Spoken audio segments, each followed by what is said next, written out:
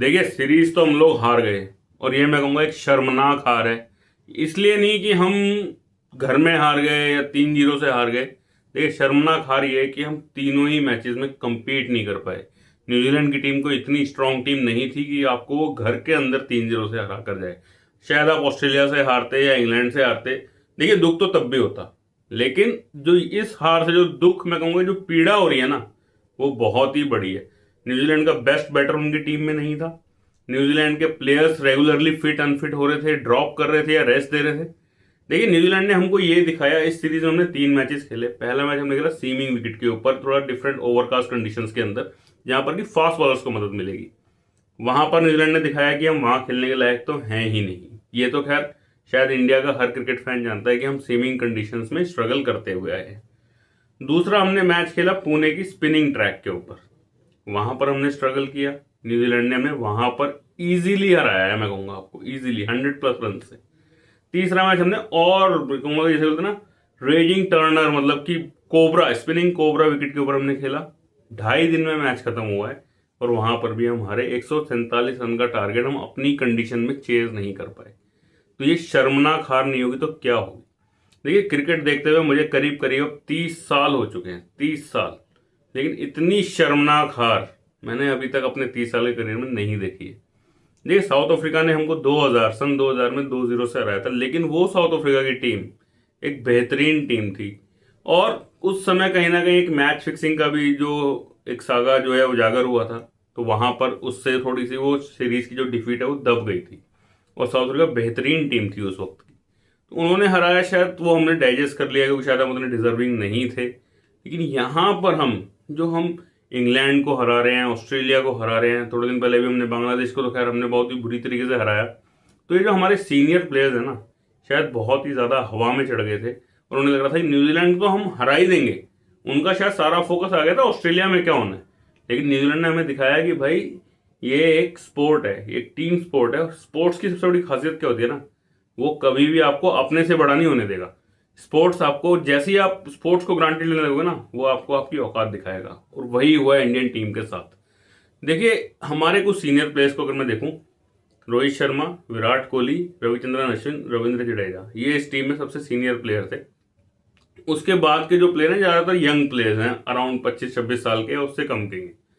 तो ये चारों ना कहीं सेकंड डे के बाद ही समझ गए थे कि इस मैच को वो हार चुके हैं। न्यूजीलैंड की लीड ऑलमोस्ट 140+ की हो चुकी थी। नेक्स्ट डे तो उन्होंने शायद 3-4 रन ही जोड़े थे, तो वहां पर उतना फर्क नहीं था। लेकिन अश्विन ने, आपने देखा होगा दूसरे मैच के जब एंड में जब वो बात करते हैं कमेंटेटर लोग उनसे, तो अश्विन ने बोल दिया था कि ये टारगेट चेस करना हमारे लिए बहुत डिफिकल्ट होगा। तो एक माइंड सेट कहीं ना कहीं जो दिमाग में है ना, सीनियर प्लेयर्स को पहले से ही पता था कि ये मैच हम हार चुके हैं। जो मैं भी जानता हूं कि मुझे कोई सीनियर से उम्मीद नहीं थी, ना मुझे शर्मा जी से उम्मीद थी, ना मुझे कोहली से उम्मीद थी। मुझे उम्मीद थी जायसवाल से, मुझे उम्मीद थी गिल से, मुझे उम्मीद थी पंत से, मुझे उम्मीद थी सरफराज से, वॉशिंगटन सुंदर से। मतलब इन लोगों से मुझे उम्मीद थी कि ये कुछ जरूर करेंगे, क्योंकि ये नया टैलेंट है, नया टैलेंट है, उनको स्पिन को खेलने में अच्छा आना चाहिए। लेकिन उन्होंने मुझे डिसअपॉइंट किया। केवल ऋषभ पंत को अगर मैं छोड़ दूं ना, मुझे बाकी सारे यंगस्टर्स ने जो है डिसअपॉइंट किया। और कहीं ना कहीं जो हार है वो इन यंगस्टर्स की वजह से ही हुई है। देखिए सीनियर्स तो मैं बता रहा हूँ, वो तो पल्ला झाड़ लेंगे।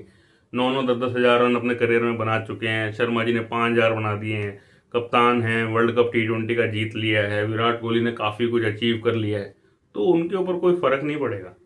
लेकिन ये जो यंगस्टर्स हैं, अपने करियर के स्टार्टिंग में अगर ऐसी डिफीट वो देखेंगे, तो ये हो सकता है, अगर वो इनका एक माइंड वैसा होगा कि चीज़ों से इम्प्रूव करना है, तो इस चीज़ का एक पॉजिटिव इम्पैक्ट पड़ेगा। लेकिन अगर उन्हें लगेगा कि कहीं अगर वो हल्का सा भी वीक और अपना उनका टेम्परामेंट हुआ, तो उनके कॉन्फिडेंस को बहुत डाउन कर देगा। देखिए बात करें अगर शर्मा जी, कोहली जी, ये सब तो इनका अपना ऑलमोस्ट एंड हो चुका है करियर। देखिए T20 फॉर्मेट से रिटायर हो चुके हैं। ओडीआई फॉर्मेट अब वैसे ही बहुत कम खेला जाता है। अभी होगा एक चैंपियंस ट्रॉफी, उससे पहले शायद इंडिया 3-4 ओडीआईस खेलेगी, तो वो खेलेंगे, फिर चैंपियंस ट्रॉफी खेलेंगे। हो सकता है कि चैंपियंस ट्रॉफी के बाद रिटायरमेंट ले लें, हो सकता है कि शायद एक आधा टूर्नामेंट और खेलें, तो उसका कुछ पता नहीं है। अब टेस्ट मैचेस बचते हैं, तो टेस्ट मैचेस में भी जो इनका जो है एक ट्विलाइट चल रहा है, करियर का एंड चल रहा है। कुछ नहीं कह सकते आपकी 1 साल खेलेंगे, 6 महीने खेलेंगे, 2 साल खेलेंगे। लेकिन जो यंगस्टर्स हैं, देखिए जायसवाल, जब आप बॉल को डिफेंड कर रहे हैं तो आपको पता होना कि ग्लेन फिलिप्स एक सिर्फ मात्र एक पार्ट टाइमर है। वो पार्ट टाइमर, आप उसको ना अटैक कर पा रहे ना डिफेंड कर पा रहे, तो आप खुद ही समझ लीजिए कि आपका स्पिन को खेलने का लेवल कहाँ तक जा रहा है। सरफराज फुल टॉस पर आउट हो गए, पिच का कुछ लेना देना नहीं है उनके आउट होने से, लेकिन वो फुल टॉस पर आउट हो गए। जो उन्होंने गड़बड़ कर दी ना सारी, वो बहुत ही मतलब डिसअपॉइंटिंग था। गिल, प्रिंस बोलते हैं उनको हम, प्रिंस, मुझे समझ नहीं आ रहा उस बंदे को भाई प्रिंस का नाम क्यों दे दिया आपने।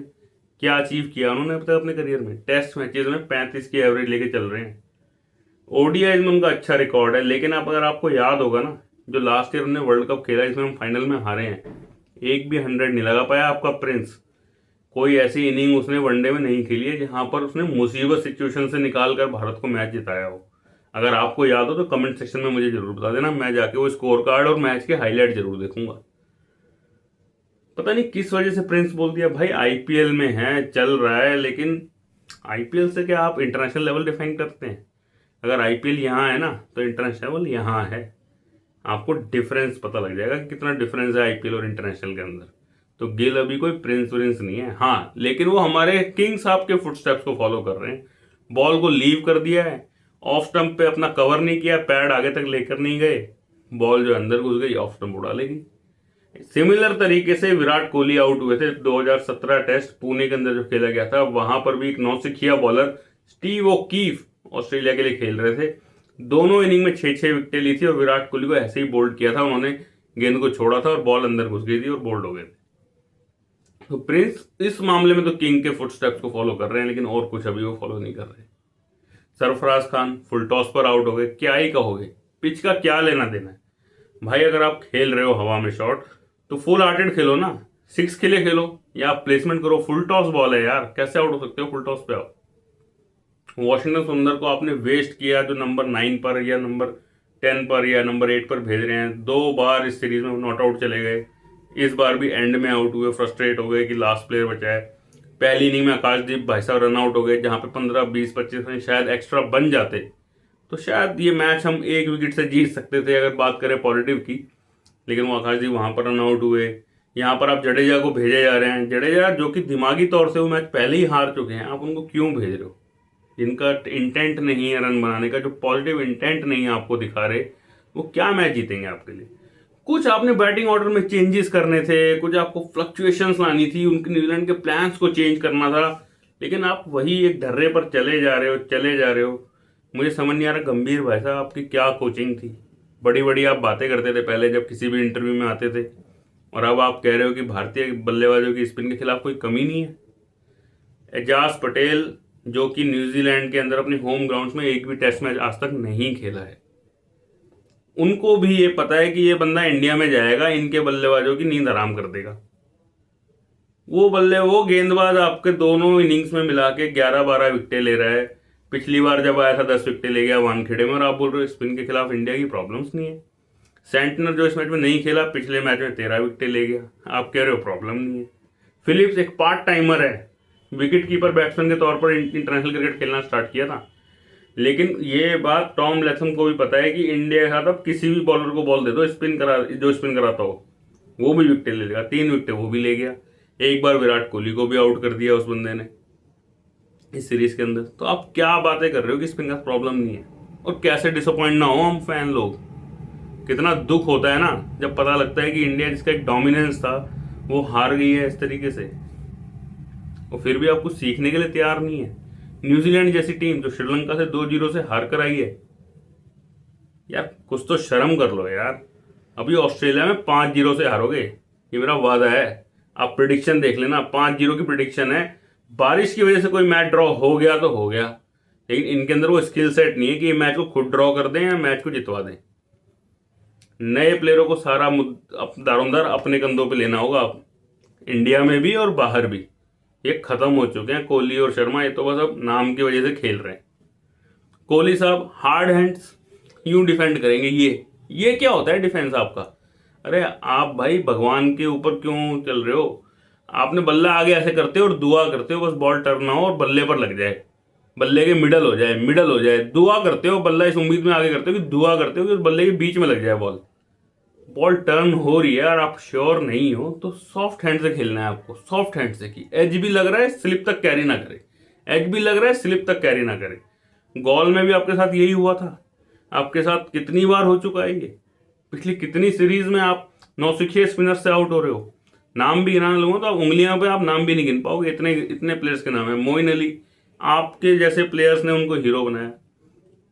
कर्टमैन, Murphy, Steve O'Keefe, Ajaz Patel, Santner, ये भाई कोई रेगुलर स्पिनर्स नहीं है अपनी अपनी टीम के लिए। आज आपको पता है कर्टमैन कहाँ है, आज आपको पता है टॉड मर्फी कहाँ है, आज आपको पता है स्टीव ओकीफ उस पुणे टेस्ट का कितने टेस्ट मैचेस खेला ऑस्ट्रेलिया के लिए। लॉयन तो बहुत बड़े स्पिनर हैं, उनका तो नाम भी नहीं लूंगा मैं यहाँ पर, आप बेइज्जती करूंगा उनके नाम लेके। तो यहाँ पे कोई भी आपको आउट कर देता है यार, आपको विल्लालगे परेशान कर दे रहा है, आपको ठिकसाना परेशान कर दे रहा है, हसरंगा आउट कर दे रहा है, कभी कोई स्पिनर आउट कर दे रहा है, कभी असलंका आउट कर दे रहा है। अरे भाई क्या आप गिफ्ट रैप कर देते हो क्या विकेट को? अपनी ईगो से बाहर आओ, अपने पुराने कोचेस के पास जाओ, सचिन के पास जाओ, द्रविड़ के पास जाओ, गावस्कर के पास जाओ, सीखो ना, जाके ट्राई करो कि हाउ टू प्ले स्पिन।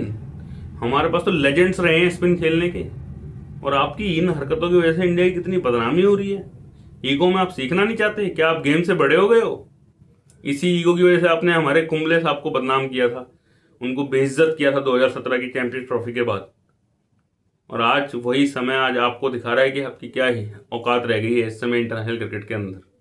कोई भी स्पिनर आपसे डर तो दूर की बात है, बल्कि एंजॉय करता है। कोहली को बॉलिंग कराना है भाई, कोहली को आउट कर देंगे, जैसे किसी बच्चे के आगे बॉलिंग कर रहे हो। और शर्म नहीं आ रही आपको? इतनी दर्दनाक हार है ये, बहुत ही ज़्यादा डिसअपॉइंटिंग है हम सब के लिए, बहुत ही ज़्यादा। ऑस्ट्रेलिया में तो देखिए मेरे को कोई खास उम्मीद है नहीं, लेकिन मैं चाहूँगा कि कुछ यंग प्लेयर्स उभर कर आएँ, कुछ फाइट करें, और बाकी देखते क्या होता है। Thanks for watching 248 not out.